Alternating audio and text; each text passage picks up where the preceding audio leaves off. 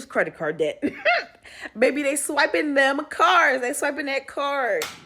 Even my card doesn't want me to stop it. So if you ever wondered why my savings account is basically empty and I have 5 figures of credit card debt, this is it right here. All right, so today we're going to be going over some more credit card debt. We're going all across the board in this video. We're going to be watching clips and looking at comments on how people got into credit card debt, some of the addictions that will get people into credit card debt, how some people got out of credit card debt, and a lot of the predatory practices that these companies will try to get you back into debt because that's how they make their money. So if you have any experiences, leave your comments down below, along with any future topics you want me to talk about in future videos. But we're going to start off with a clip that I feel like a lot of people just need to hear, especially in the day of social media. Everybody's flexing, everybody's showing off, and it's not just the ultra rich and super wealthy, it's just normal people now.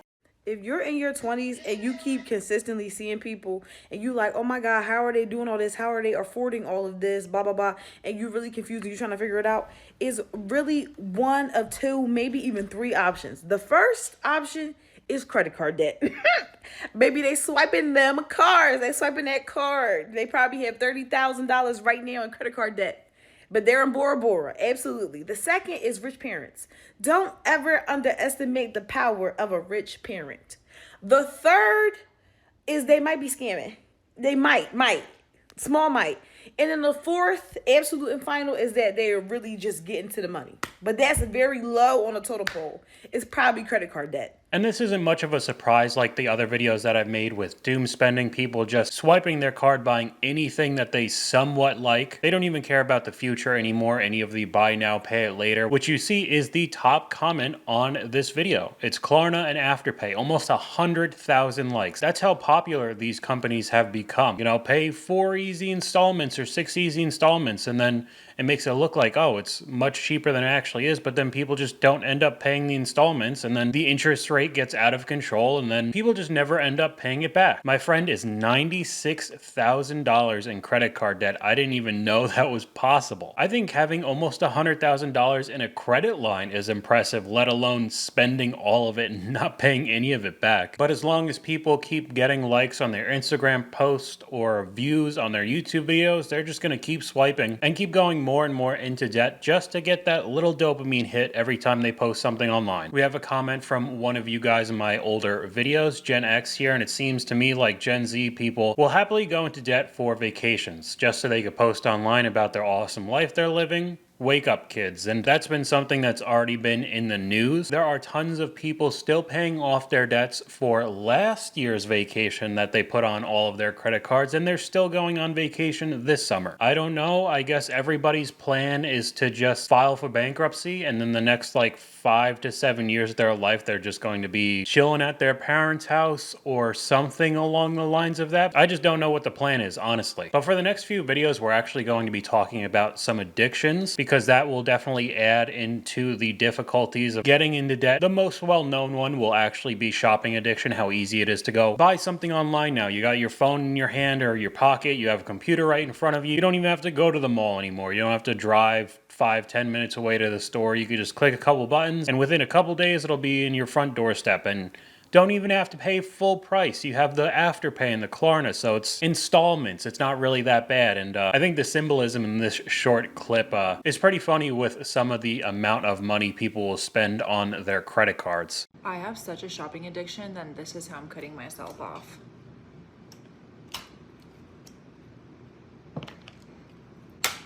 Even my card doesn't want me to stop it. Come on. And that's not even enough for people. We have the comment section. Good thing I have my cards memorized. Me memorizing all my card numbers because I type it so often. I mean, that's not particularly a good thing. But again, it is the internet. People will always make jokes about more serious topics, and there's nothing you can really do. I always get questions as to why I have so much credit card debt. This is it. I'm spring cleaning my apartment and I did something incredibly stupid. I must be a masochistic little idiot because I realized that I am literally the woman who lived in her shoes. I counted and there are 60 pairs. It takes up literally the entire area space of my bedroom floor. And for reference, this is about 6 feet right here. This area, it's like 6 feet across. So if you ever wondered why my savings account is basically empty and I have 5 figures of credit card debt, This is it right here. So this is what 60 pairs of shoes look like. And shamefully, I think only like 5 of these pairs are under $300. Okay, let's say under 200. That one, that one, that one, that one, and that one. Those are the only pairs that are under $200. Oh, and then my Birkenstocks back there too. Oh, and my Bass loafers right there. But everything else is over $200. Most of them are over $500. Okay, so I guess I could kind of relate to somewhat of this person. I mean, I never went into debt for any of my shoes, but I've talked about it a couple times. During COVID, I was a full-time sneaker reseller, and a lot of money was coming in. I mean, it was like the peak of the sneaker market, so I ended up buying some shoes that I liked, and they were very expensive. At one point, I think I had over 30 pairs of shoes, and I wore all of them. It's not like, oh, I had them all dead stock like they were like pieces of art or whatever. People like stacked them up on the wall just for like displays or whatever. I actually wore them. But after getting like more than 30 pairs, I realized that I'd only be able to wear each one of these shoes 12 times a year. And then I started realizing how dumb it was. And luckily I didn't really lose money because of how much the value of these shoes were worth, but it was still really dumb because I bet a whole bunch of people would say that's ridiculous how expensive her shoes were, $200, $500, and mine were even worse. Just look at some of the prices of Hypebeast shoes now. Even with the market being on a heavy downturn, they are very, very expensive. It's a very dumb way to spend your money. I could have been able to reinvest a lot of money into making even more instead of just basically collecting a whole bunch of Nike and Adidas shoes. Now this next video is just going to be a very short clip because this is a different form of addiction, but could definitely start bringing you some credit card debt if you're in a similar situation to this woman. Hi, I'm Jamie. I'm in $9,999 of credit card debt. Here's what I ate today. For the record, to clear up any confusion, I have a grocery budget and an alcohol budget. It's not one or the other. Anyway. When I heard that, that was just completely alien to me, and I would say to even a lot of people, if you have a separation between grocery budget and alcohol budget, you most likely have a problem. The comment section said exactly that. Alcohol budget is extremely early stages of alcoholism. I wouldn't even say extremely early. That is not a good sign already. An alcohol budget is crazy. So I mean, it's not just the shopping addiction and swiping your credit card a whole bunch of times online. Having other addictions will clearly cost a solid amount of money. It's not like alcohol is free, and if you're at a point where you have separate budgets for your food and alcohol, that probably means you're spending a good amount of money on it, and you most likely have a problem. Here we have another issue that I guess isn't exactly a shopping addiction, but is definitely more of a thing now in my generation, and I just think is really dumb. It's just another excuse to spend a whole bunch of money putting yourself into credit card debt. I don't think that it's worth living to just pay a credit card. I should be able to do a little stuff here and there. Do you think the only reason you're living is to pay off the credit card? I want you to attack it now, so by the time you're 35, you never have to pay a credit card again. So you f***ing around for a month because, ooh, it's my birthday month. Woo! You're extending this situation for years and years to come. You're preventing yourself from getting out of it. You're preventing yourself from ever having enough saved up for retirement so that you can survive, so you're not working in your 80s in order to afford rent because you never saved up enough money to put a down payment on a house. And who knows what Social Security is going to be like when we retire. We can't rely on that. People can barely rely on it now. So I mean, the birthday week, the birthday month type of stuff is just another excuse to be able to go on vacations. And I don't know, everybody just has to be even more over the top now, even extra. Not just your birthday, you know, you have a cake and maybe you go out or something, right? Now it's got to be a whole weekend. It's got to be a whole week, apparently a whole month now. And then a lot of people will make the excuse that, you know, I'm just trying to live life. I'm not just supposed to be paying off a credit card like she said, even though she was almost $30,000 in credit card debt, and that's basically all her own doing. But this is more common than you would think. We have another comment from one of you guys. I have a 23-year-old son and a 20-year-old daughter. When I explain financial things or budgeting, they don't understand. Their faces go blank. Unfortunately, if you don't have an interest yourself and start looking stuff up online, whether it be YouTube videos or just, you know, financial news and learning things on your own, you're just not taught this. I was not taught this at all in high school. And all the classes that I had for community college weren't any finance. I wasn't a business or finance major, so none of that stuff applied to me. I didn't have to learn any of that. I just personally wanted to start making more money and working for myself yourself. And that kind of means you have to end up learning all of this stuff. And that's exactly what I did through YouTube tutorials and looking stuff up online, but you actively have to be interested in it. It's not just taught to you like math or English or history, like the normal stuff you'd hear about in high school. Because now the next few videos are going to be some very interesting things that people didn't really know about finances or credit cards or banks, and it makes it easier for these companies to make money off of you just because you didn't know what was coming. This is a real conversation that I had with one of my friends when I was in university about her credit card, and I still think about this once a week. I have to pay off my credit card. It's like $700 this month. That sucks. What do you mean your credit card bill is $700? Like I just bought all my textbooks and stuff, so I have to pay off my credit card. Like it's $700. My credit card bill has never been over $10. What? Yeah, like you only have to pay the $10. What do you mean it's only 10? What do you mean you're only paying $10? Like, every month you get the bill and you only have to pay $10. It doesn't matter how much you put on. It's literally you just have to pay the $10. How long have you had this credit card for? Since first year? We're in our third year university. Do people not know that? Do people not know that? People of TikTok, people of the internet, just know, like, please, just pay in full.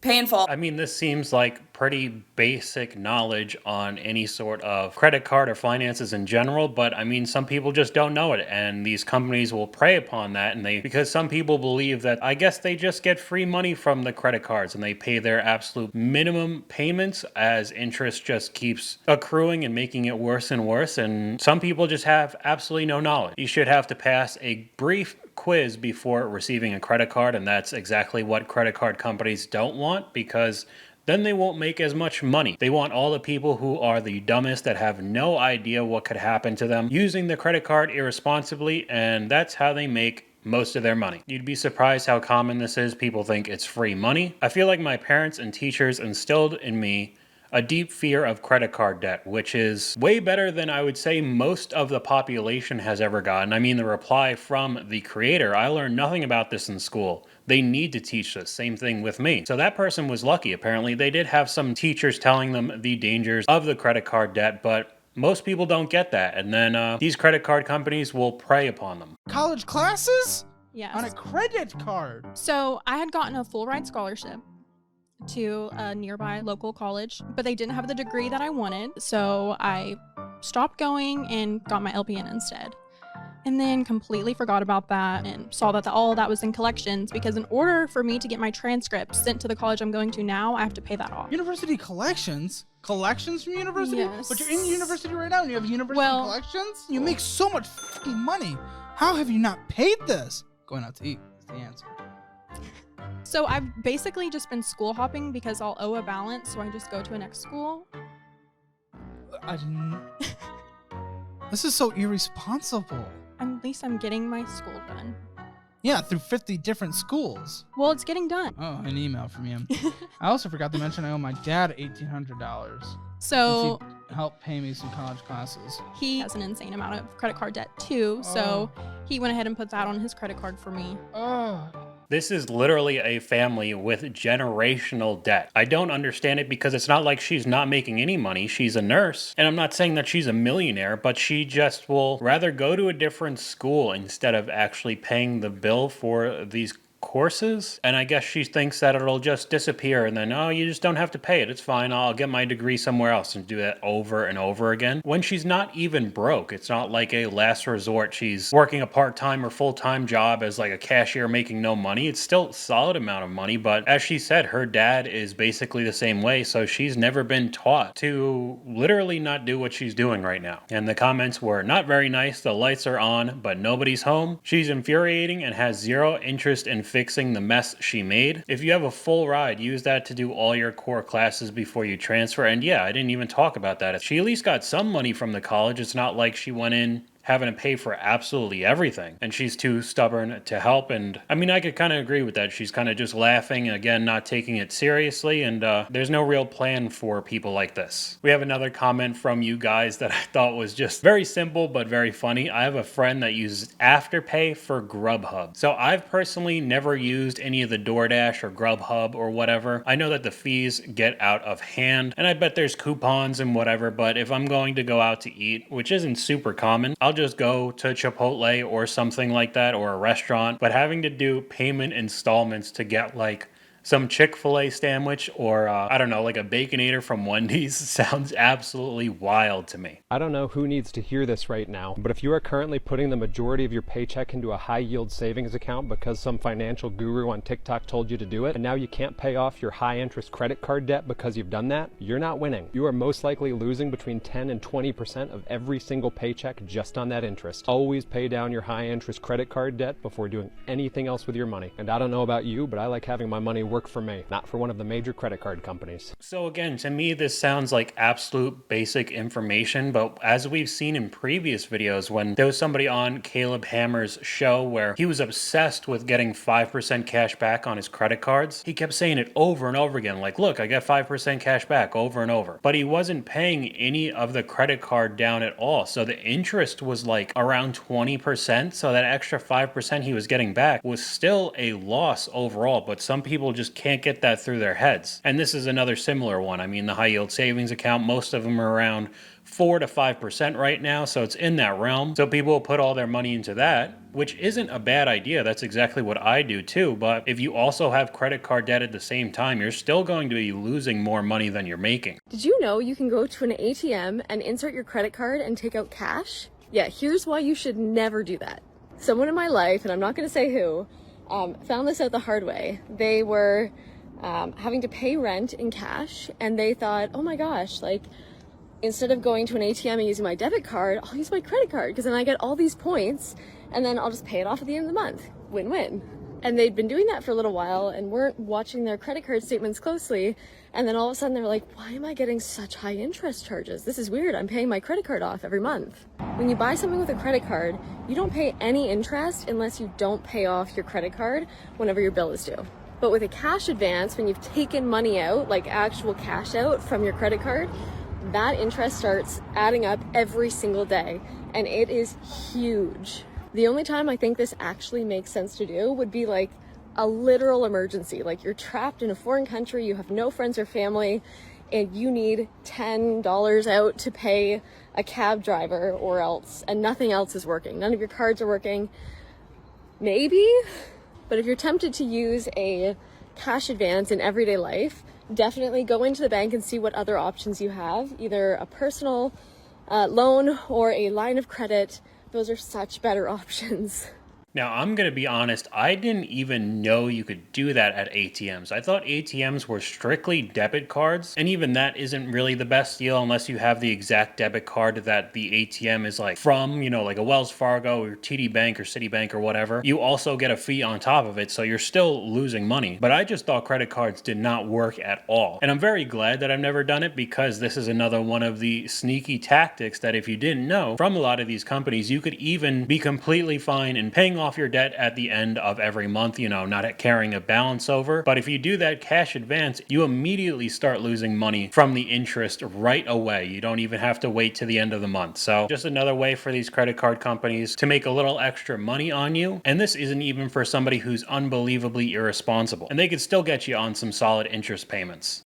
Okay, I wanted to answer this question about how I got into $15,000 worth of credit card debt because I've been getting it a lot. I feel like some people are going to be like, this is basic knowledge, but to me, it wasn't basic knowledge, which is why I wish someone drilled this into my brain and I actually listened. The first is I had zero financial literacy at all. My family never talked about money. I come from a super poor single mom family and money just wasn't ever talked about because we had none of it.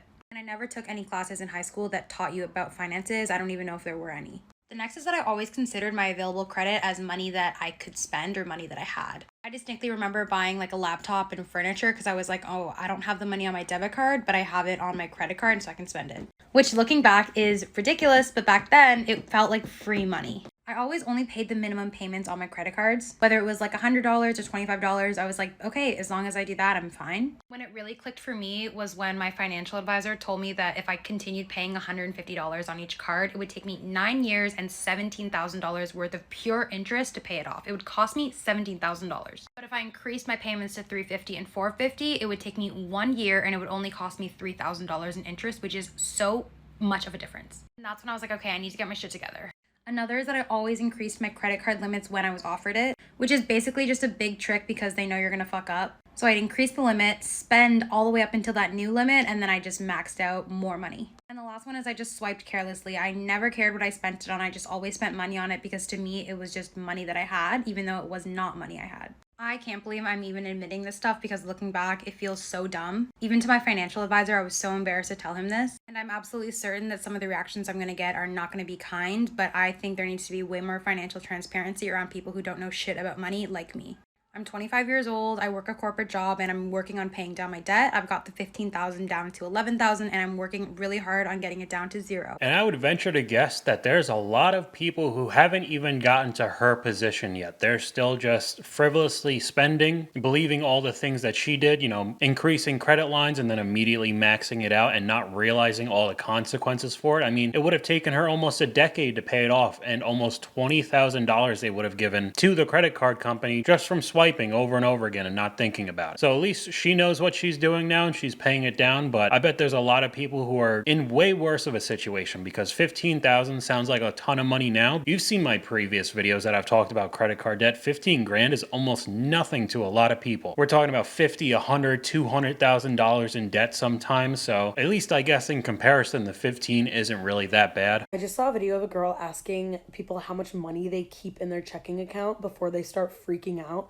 And she said that her minimum balance that she never goes below is $4,000. And I'm not going to tag her. I don't even know. I've never seen her before. I'm not going to put any clips because I don't want to shit on her. This isn't like me insulting her. I am just kind of baffled. But wait, there's more, because when I get into the comments, there were multiple people, and I barely scrolled through the comments, but I must have seen at least 4 people say that they freak out if their checking account balance is under 10K.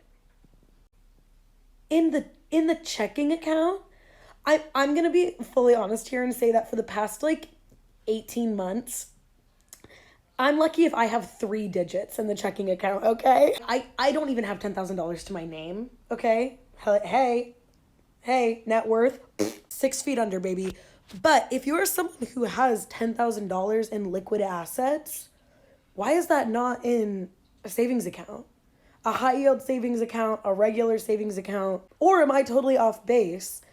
And are all of y'all just walking around out here with $4,000 to $10,000 in your checking account on the daily? So this is one that I was guilty of for quite a long time. So at the same time that I was a full-time sneaker reseller, a lot of money was coming in, but a lot of money was going out. I was buying shoes every single day and they were very expensive. So I was never actually in debt, but I wanted to have a lot of money on hand because if some sneaker released and I got a whole bunch of pairs, obviously I'd have to spend a lot of money very quickly. So I never had a savings account until maybe 8 or 10 months ago. So there was years that I had a ton of money at hand, ready to go at a moment's notice if I had to spend a massive amount of money on shoes and a sneaker release or something restocked or whatever, right? But that was all sitting in a checking account. So I don't know exactly how much I would have made, but I now have a high yield savings account that's around 4.5%. So I probably could have potentially made thousands and thousands of dollars just having that exact money sitting in a savings account, because even though I did want to have a lot on hand for something that could come up very quickly, I never actually ended up using it. It's not like my checking account went to zero one day because I bought 100 pairs of shoes or something. So I didn't really need to do that, and instead all of that money just sat there and got eaten away by inflation, especially around that time, 2020 to around 2023. So even though I wasn't